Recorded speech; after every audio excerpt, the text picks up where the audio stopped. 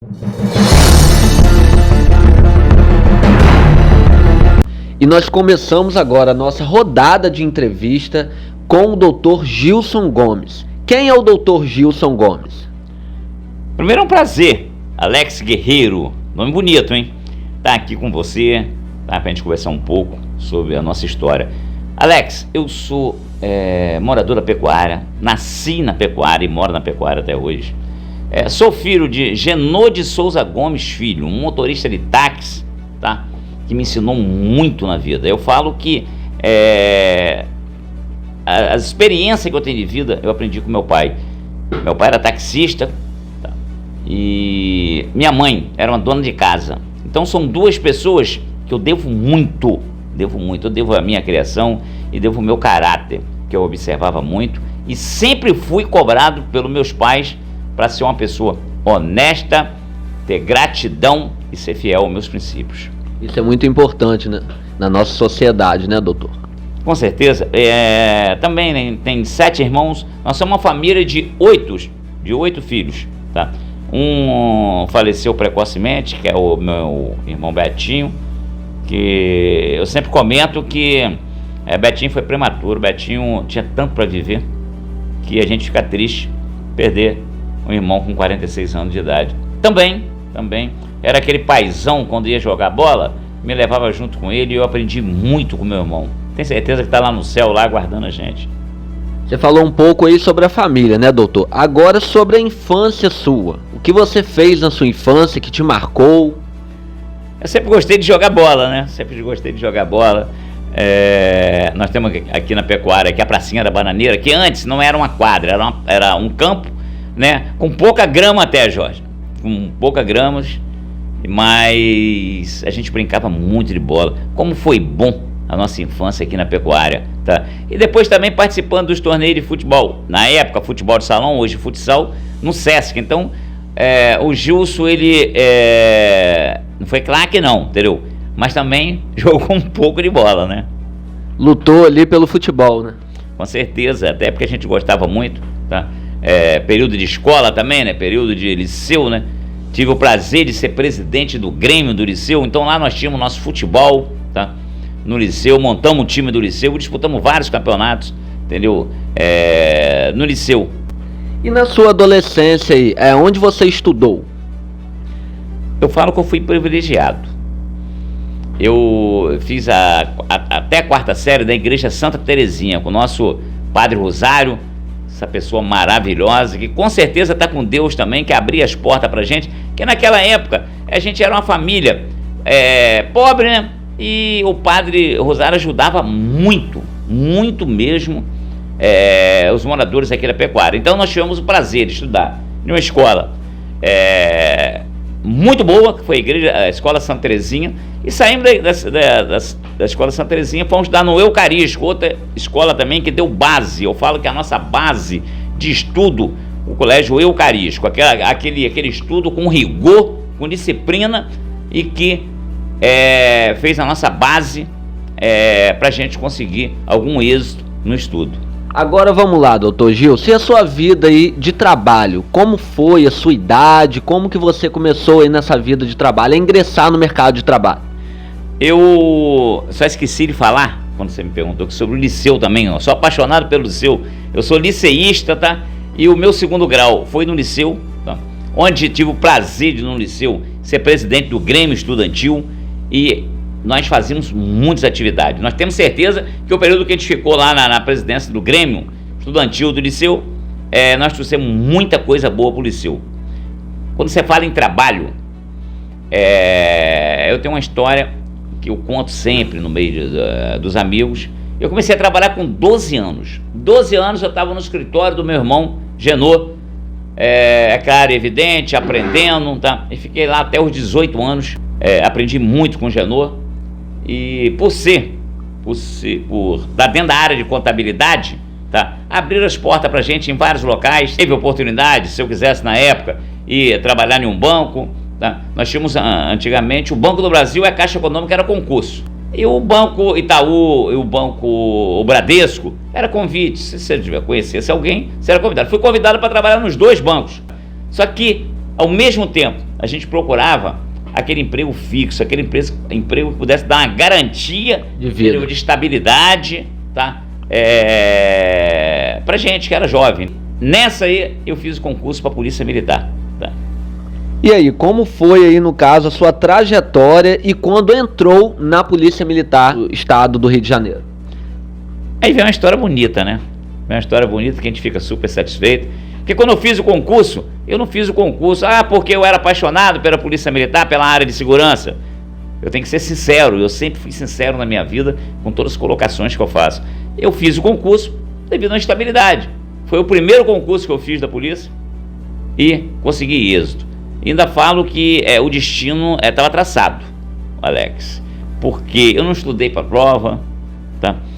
Quando eu espantei, a prova era naquele domingo e eu fui fazer e fui aprovado. Então, eu acho que tinha um destino de Deus traçado na minha vida. A gente entra na polícia e quando a gente vai para o Rio de Janeiro, é aquele jovem, né, com 21 anos, sai de Campos do interior para a capital. E nós sabemos que naquele período, entendeu? Era difícil um jovem sair do interior e fazer um curso na capital. E fomos para a capital fazer o curso, se formamos, voltamos para Campos e começamos a trabalhar. O curso foi duração de 6 meses. 2 meses no Rio de Janeiro, 2 meses em Campos no estágio, volta mais 2 meses e depois você vem formado, pronto para trabalhar. E o que aconteceu? A gente entra por acaso, a gente entra para ter uma segurança de emprego e no decorrer a gente acaba se apaixonando pela profissão. E eu não nego para ninguém, eu sou apaixonado pela Polícia Militar, tá? E eu tenho certeza absoluta, o trajeto nosso que nós fizemos na polícia foi um trajeto bonito, escrevendo muita coisa boa e defendendo a sociedade. Teve graduações também na polícia, né? Vale muito destacar aqui nas redes sociais. Qual a graduação que mais te marcou aí na sua trajetória de ser polícia profissional? Eu falo que por praça na Polícia Militar, a graduação que ela dá um pulo, movimenta a sua vida é quando você vai a sargento, tá? Que é cabo, soldado, são hierarquia, são de pronta execução. E a partir do momento que você vira sargento, você começa comandando fração. Então, quando você passa no concurso de sargento, que foi o nosso caso quando aconteceu, a gente passou a comandar a fração, tá? Tive o prazer de comandar o DPO de Baixa Grande e depois fui convidado para trabalhar, para comandar o DPO de Goitacazes. E em Goitacazes, na Baixada, eu tenho certeza que todo mundo lembra, entendeu? Do Sargento Gilson. Pelo Sargento Gilson contou histórias boas, histórias de trabalho, histórias de ajuda também à população. Tanto que a gente tem um troféu, né? Que na época do Coronel Mário Pinto, eu tinha sido promovido e o coronel me convida para trabalhar com ele direto, e acaba que a população faz um abaixo-assinado, Alex, e nesse abaixo-assinado eles pedem a minha volta, porque o contato da população comigo era muito boa. Então, a população ali reconhece o seu trabalho. Reconhece o trabalho, que é coisa difícil. Eu tinha visto antes, a população pedia até para tirar o policial do DPO. Agora, para voltar, dificilmente a gente ia ver. E o que eu vi foi o reconhecimento de uma população.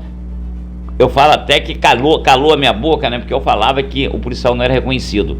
E aqui é prova viva, com a abaixo-assinado, que quando o coronel Mário Pinto deixou o comando do 8º Batalhão, ele me entregou e falou comigo: guarda que é um troféu, e esse troféu está guardado até hoje. Então, eu acho que o trabalho foi reconhecido pela população. Isso é muito importante. E um reconhecimento que até hoje, quando eu chego no local, quando eu chego na Baixada, as pessoas vêm e me abraçam e muitas vezes falam até que sente a minha falta. É muito bem recebido, né? Pelo trabalho prestado aí para a população. E eu queria entrar agora em um assunto, como que era a situação, no caso, que mais chocou na sua trajetória de polícia? Eu tive o desprazer de perder vários amigos em combate. A gente fica triste quando a gente perde aquele companheiro que estava ali para defender a sociedade e a sua vida é cefada por elementos. E quando a gente tem que falar com a família sobre isso, a gente não sabia nem como falar. Então você perdeu um amigo, policial militar, em combate, é a pior coisa que tem. E nós tivemos o desprazer de acontecer isso. Por isso que eu falo que nós somos privilegiados, que nós conseguimos ir para a reserva, conseguimos reformar, né? Conseguimos ser veterano, né? Que hoje mudou a denominação, e passar por esses combates que nós passamos a vida toda. E a família e filhos? Conta um pouco aí da sua trajetória depois que você casou. Eu tenho 4 filhos, né? Tem 3 meninos e tem uma menina, tá? E não tenha dúvida nenhuma, eu amo muito os 4, tá? Me preocupo. Eu não deixa, né? Filho nunca deixa de ser criança para você, tá? Então, tem um neto agora que eu fui presenteado, que é a coisa mais linda do mundo. E nesse período, só pra gente relembrar, te voltando ao passado, eu lembro quando nasceu o meu segundo filho, as situações apertam financeiramente, você tem que procurar um extra, né? Um recurso. Para que você possa manter aquele padrão de vida sua. E é uma história que eu levo, conto em tudo quanto é lugar que eu vou, até em palestras, né? Que já dei várias palestras falando sobre idosos, que é uma parte da minha vida que eu me orgulho muito. Na época tinha uma granja, né, no Açu, que é de Peci, tá? Não sei se esses galpões tem ainda, são vários galpões que tem próximo ao Açu, e na época a gente fazia segurança na granja de Peci, pra gente completar o salário nosso, pra gente ter um pouquinho mais de condição de sustentar os filhos. Então foi uma época que cansativa, que nós chegávamos lá, era 10h30 da noite, saía 5 horas da manhã. Você saindo de serviço de polícia, daquela 24 horas que você trabalhava na polícia, que era também cansativo, você, à noite, você ia fazer essa segurança para conseguir ter um padrão de vida que a sua família merecesse. Mais uma época difícil, mas uma época gostosa, uma época que eu vou lembrar pro resto da minha vida como uma vitória, Doutor, conta um pouco aí sobre a questão também de advocacia, ou seja, o seu lado ali de advogados, as questões aí na qual o senhor pegou durante esse longo prazo. Eu vou só voltar a 2010, né? Eu já estava formado em Direito já há quase 10 anos, mas estava nativa na Polícia Militar. Eu nativa na Polícia Militar, eu não poderia pagar a carteira da OAB, que a proibição é até da própria OAB, tá? O estatuto da OAB proíbe. Então eu tinha que ir para a reserva para conseguir pagar a carteira da OAB para advogar, embora eu já tinha passado na prova da OAB. E foi uma das piores decisões da minha vida. Você tinha que escolher: vou para a reserva e põe a carteira da OAB, ou eu fico para até conseguir mais promoção, que eu estava para ser promovido, e eu tinha que escolher naquele momento, até porque eu estava com uma proposta de emprego para trabalhar como advogado. E quando eu recordo, o coração bate até mais forte. Foi a pior decisão que eu tive que escolher profissionalmente, entendeu? Apaixonado pela Polícia Militar, apaixonado pelo meu serviço que eu fazia, mas pensando na minha família, eu vou para a reserva, peço reserva na Polícia Militar e comecei a advogar. Até porque eu só poderia advogar se eu fosse para a reserva da Polícia Militar. Eu tinha que abrir mão daquele serviço meu, tá? Para mim começar outro. E até hoje eu não sei se a escolha foi certa, entendeu? Mas eu me dediquei muito à advocacia, principalmente defendendo os policiais militares. Nós tivemos vários êxitos. Recente agora, eu voltei do Rio, fui em uma audiência até, sem poder ir, sem autorização médica, que eu não estava impossibilitado, não estava bem de saúde. A médica pediu para mim não viajar, mas eu sabia que aqueles colegas que estavam lá dependiam de eu estar presente. E graças a Deus nós fomos, conseguimos êxito, e resolvemos todos os problemas. E nós sabemos aí, pessoal, também que há muita violência entre os jovens, entre criança e entre idosos também. E o lema do senhor é defender os idosos também, né? É uma classe que tem sido muito atingido pela violência na nossa sociedade. Nós tivemos o prazer agora de receber vários idosos. Essa semana nós recebemos e eu vi dentro dos olhos delas, das idosas, como que nós somos importantes na vida delas. E o que eu falei com elas, que nunca eu vou abandonar os idosos. Mas também tivemos um desprazer também, de recente, saiu uma matéria, uma publicação até do Ministério Público, que Campos é a segunda cidade no estado do Rio de Janeiro em termos de violência contra os idosos. Isso é o que tem nos preocupado cada vez mais, né, doutor? E isso é inaceitável. Isso prova que as políticas públicas, que a família estão esquecendo dos nossos idosos. Eu falo, Alex, que o maior problema para os idosos está dentro de casa. Quando a família acordar, quando a família começar a cobrar os direitos dos idosos, tá? Aí nós vamos chegar em algum lugar. Eu falo que num país que nós temos várias leis, muitas vezes nós não temos efetivo para fiscalizar. Então a sociedade tem que dar a mão, a família tem que estar atenta. Nós não temos dúvida nenhuma que temos idosos morrendo dentro de casa, e a gente fica triste com isso.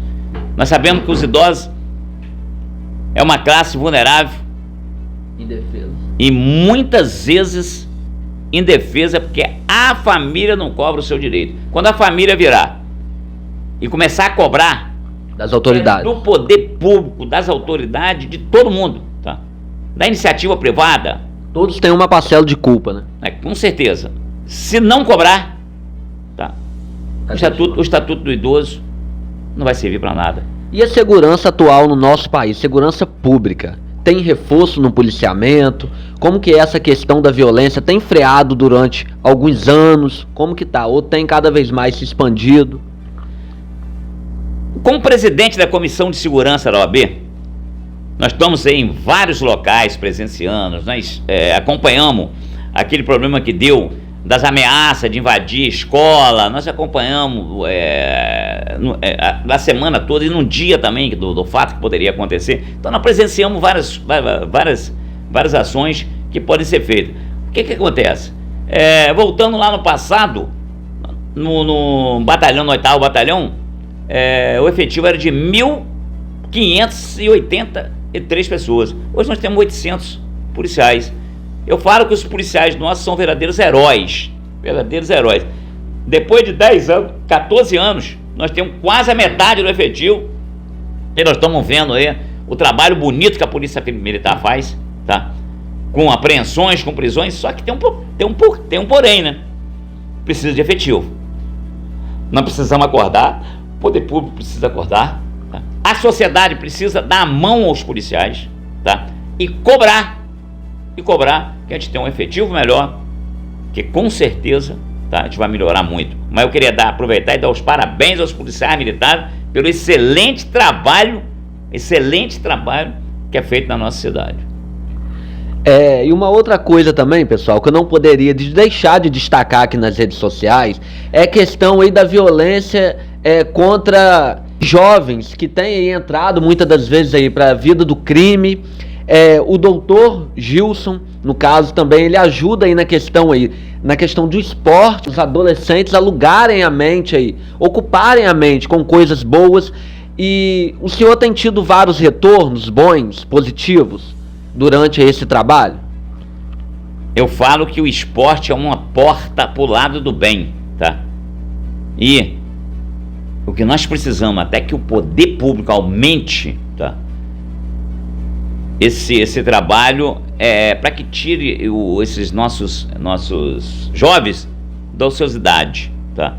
Nós tivemos um período, Alex, com 260 crianças na nossa associação, tá? Na Associação de Servidores Militares, tá? atendia 260 crianças, com aula de reforço escolar, natação, futebol. Quando você traz a criança, quando você traz o jovem para perto de você, você está tirando ele daquele lado, Alex, turbulento da vida, que poderia levar ele para um lado ruim. Então o que nós precisamos é apoio, que nós precisamos que cada um de nós, entendeu? Não é só o poder público, não. Muitas vezes a gente cobra do poder público, mas nós esquecemos de fazer a parte nossa. Eu não tenho nada com isso. Tem sim. Dá um exemplo, Alex. Aquele vizinho que vê a violência contra o idoso do lado da casa dele e não denuncia, ele não está fazendo a parte dele. Ele está sendo cúmplice da violência. Se ele omite, ele está cometendo um crime. Aí a maioria das pessoas não querem, eu não vou me meter porque não é problema meu. Daqui a pouco aquela pessoa que está fazendo a violência com aquele idoso do lado da casa dele, está fazendo na sua casa também. Então a gente precisa dar as mãos, a gente precisa acordar e não deixar acontecer essa violência contra os idosos. A gente precisa de fiscalização. Nós estamos vendo alguns transporte público não respeitando o idoso, tem que ser multado, tem que ser notificado mesmo. Penalizado, né? Se não for penalizado, vai continuar, tá? E queria falar para cada um dos nossos idosos: desrespeitar o idoso é crime. Se aquela pessoa ofendeu, chama a viatura e conduz para a delegacia. Só assim, cobrando os nossos direitos, nossos idosos vão conseguir êxito e vão conseguir ser respeitados.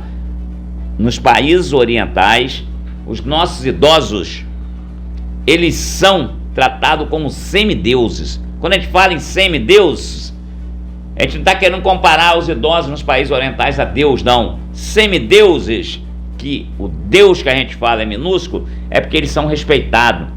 Eles são aproveitados, Alex, para ser exemplo, para passar a sua experiência para aquele jovem. Porque o jovem, ele tem a força física, mas a experiência quem tem é o idoso. Não adianta você pegar um mundo e jogar o idoso no canto, que os jovens vão ter que começar do zero. E se você tem uma fonte de experiência, que são nossos idosos, por que não pegar essa fonte de experiência, passar para o jovem, para que o jovem faça aquele trabalho bem feito?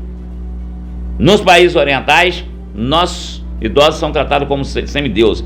No Brasil, nossos idosos são descartáveis como peças que não precisam ser usadas mais. Ou seja, não tem utilidade nenhuma, né, para a sociedade. Com certeza. Doutor Gilson, você tem alguma consideração final a fazer ao público de casa? A gente queria que, principalmente nesse ano, cada um refletisse.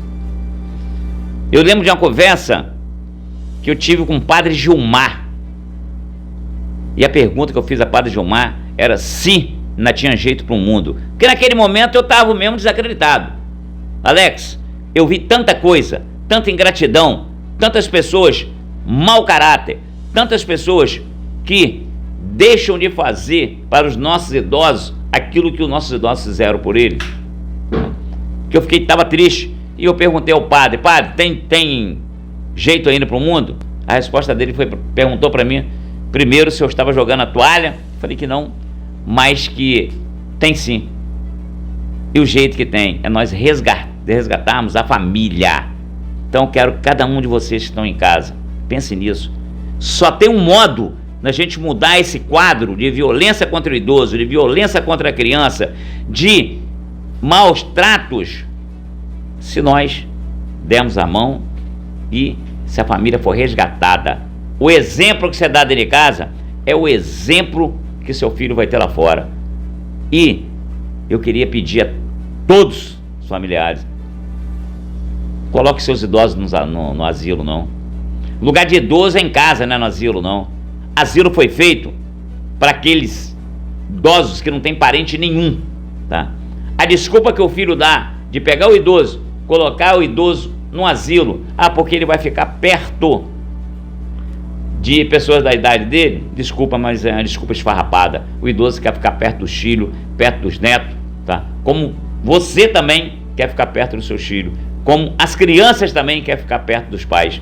Então o que a gente pede para a família: vamos se unir, vamos acordar e vamos resgatar esse amor que muitas vezes está esquecido em algumas casas, em alguns familiares. Então encerramos aí a participação do Dr. Gilson aqui nas redes sociais. Vamos ter aí a parte 2 da nossa aqui entrevista nas redes sociais.